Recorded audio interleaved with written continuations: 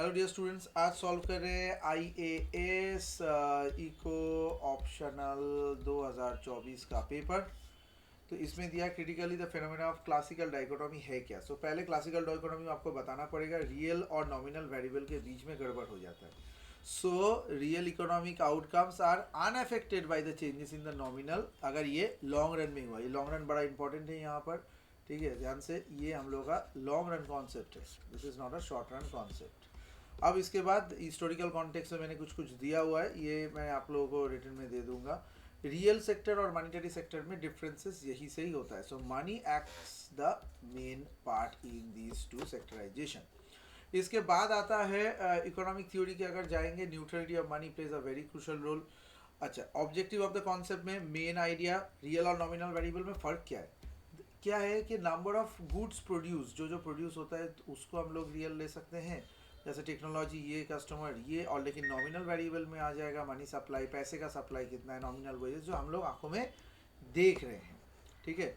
सो ये दोनों के बीच में जो फ़र्क है उसी को देखते हैं। न्यूट्रलिटी ऑफ मनी क्या है, लॉन्ग रन में क्या होता है, money supply result in the proportionate change in दोनों, मतलब मनी ज़्यादा हो कम हो ज़्यादा फर्क नहीं पड़ता।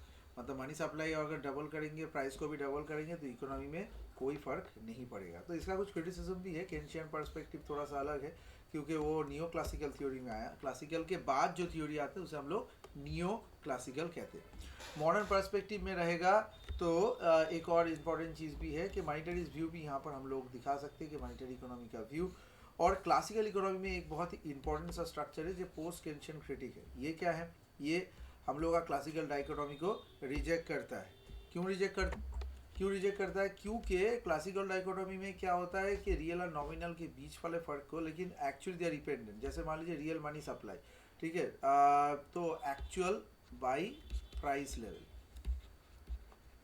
तो प्राइस लेवल तो हर मिनट में चेंज हो रहा है, तो real variable is actually a real time change भी कहा जा सकता है।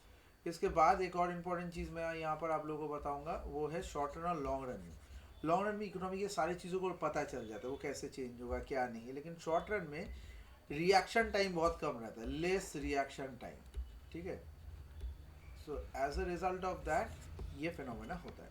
So that is the thing you need to add it in the conclusion as well in your item. Answer छोटा हो बड़ा हो इससे फर्क नहीं पड़ता, मेन चीज़ों को आपको याद रखना है। एक है रियल नॉमिनल का डिफरेंस, मेन अजम्पशन आपको लेना है कि money serve as well and classical dichotomy का पार्ट को दीजिए and you will get full marks for this. Thank you for this video. Any other questions text me to this number.